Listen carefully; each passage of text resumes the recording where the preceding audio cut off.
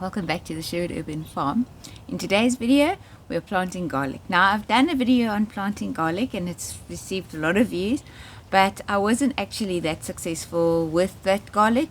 Actually planting it in the ground like I did, it was in too clay of a soil, and so then they just rotted. Today I'm going to plant garlic in this raised bed.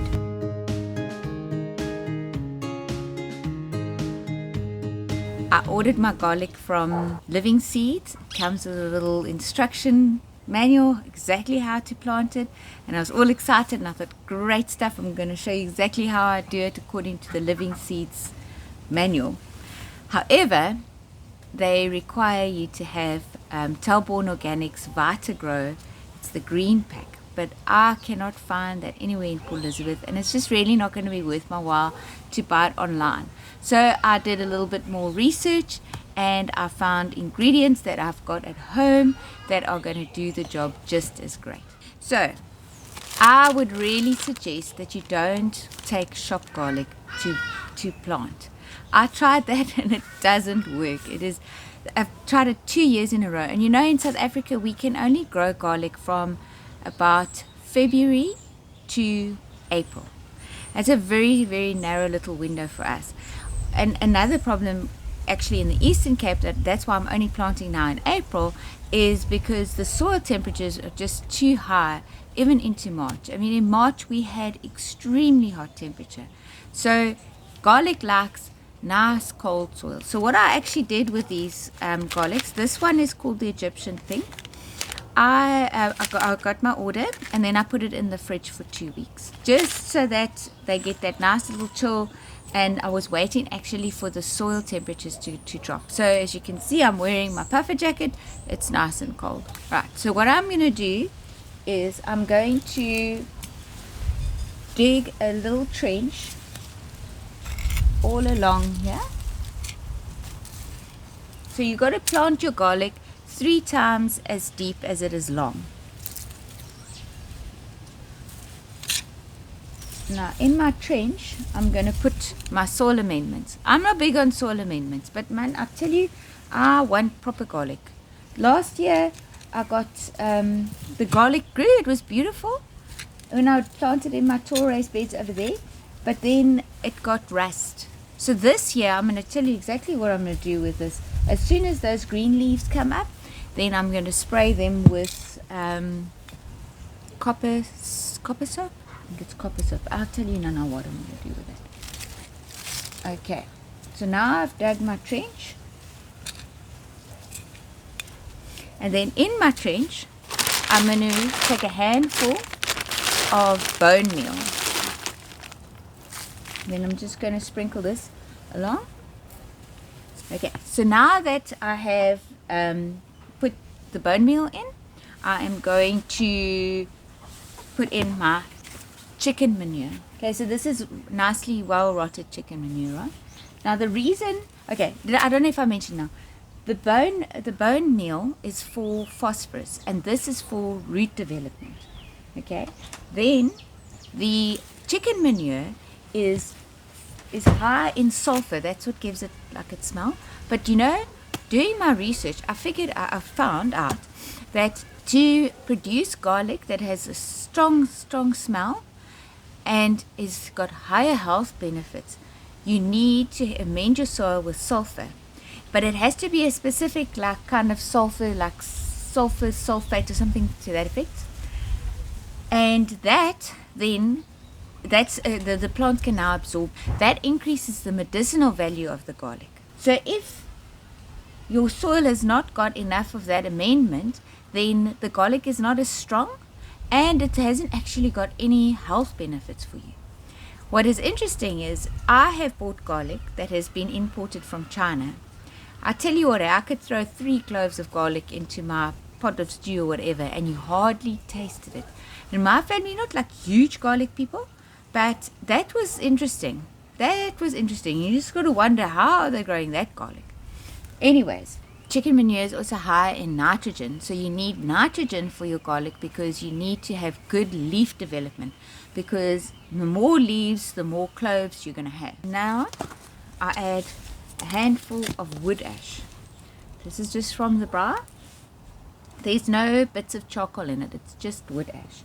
Now the wood ash has got the potassium content in it. It's got quite a high potassium content, and it's also got quite a high lime sort of content.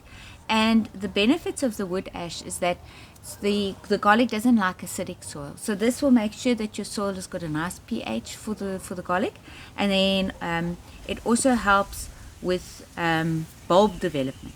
Right, now I'm just going to sort of stir it in. Wood ash is water soluble, so it will, once I've watered it, it will also dissolve in the soil. Okay, now to the fun part. Okay, so let's just see. You break your cloves apart. Just make sure that the basil plate, I'm going to show you. See that basil plate? It must stay there, otherwise the garlic won't grow. It won't make roots. It'll just rot. Okay, these are pretty small, some of them.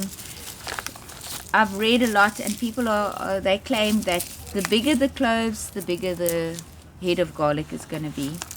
I must say, I haven't got many big heads of garlic here. Anyway, but I'm going to plant the biggest one. Maybe this is just a variety that doesn't have many big heads. So there we go. I'm going to just leave all the little bits of skin on it. I'm not going to do anything by taking that off.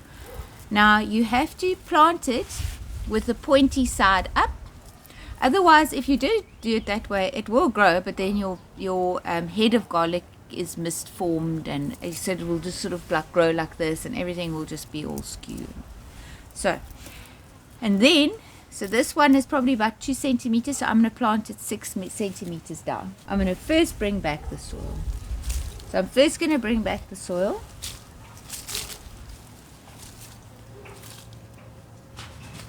And then I'm going to go about 6 centimeters down. Pop it in the hole, close it up, and then you plant it about 20 centimeters. My hand is, I've measured it sort of like roughly 10 centimeters, so you plant it 20 centimeters apart.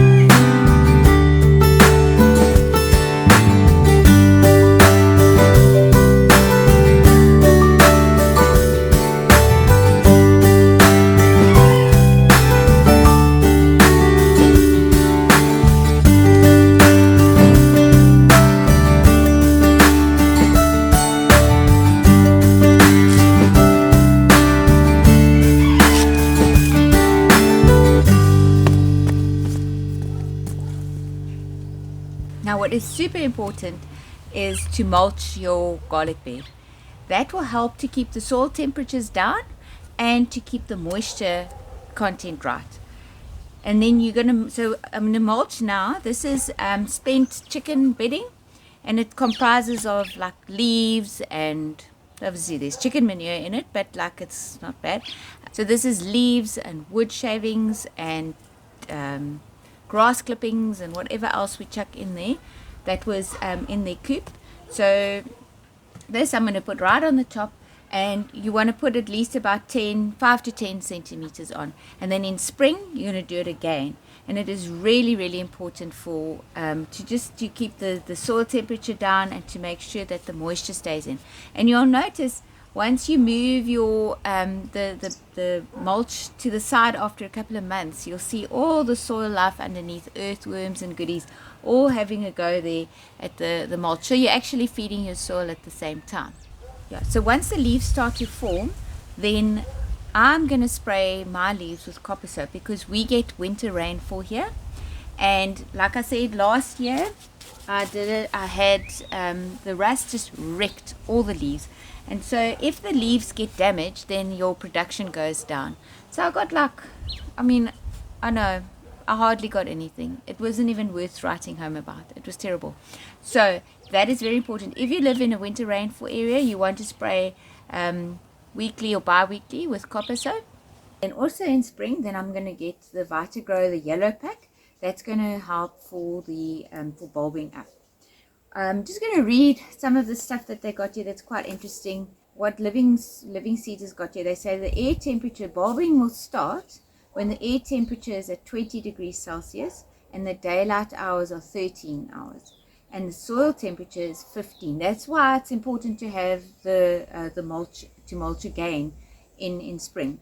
And then bulbing will stop when the air temperature, the ambient temperature is 35, the soil temperature is 25. Okay.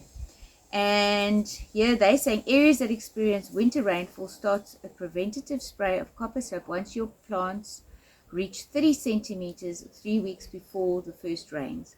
Now, I don't know, that sounds too complicated for me. As soon as I see my leaves are starting to form, I'm going to start spraying. That's just what I'm going to do. And then when it's time to harvest, you'll know when 50% of your crop is 50% dry. Then you know. But I mean, you'll be able to just dig around and you'll see when it's bowled up nicely. But now I'm just going to leave this until spring. Only in spring again will I put another layer of mulch on the top of this.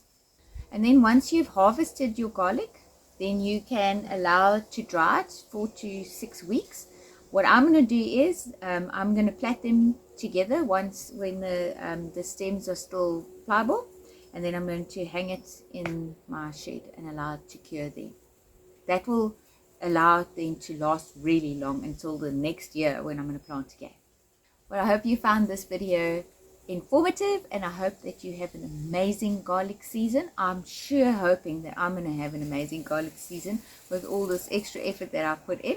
If you like this video, please like it and make sure you got that notification bell on and share with your friends. Otherwise, I hope you have a fabulous day further, and I'll see you in the next video.